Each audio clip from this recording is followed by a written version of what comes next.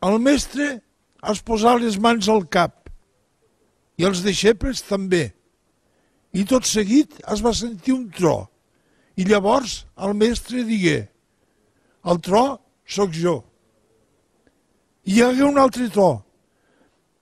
I els deixebles digueren: nosaltres som el tro. No, no, el tro sóc jo i només jo, cridà el mestre.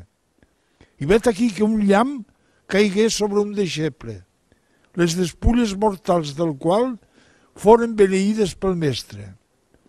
I a un que no s'havia posat les mans al cap, li vingueren unes basques espasmòdiques amb unes arcades que el portaren als peus del mestre, on tancà els ulls a la llum.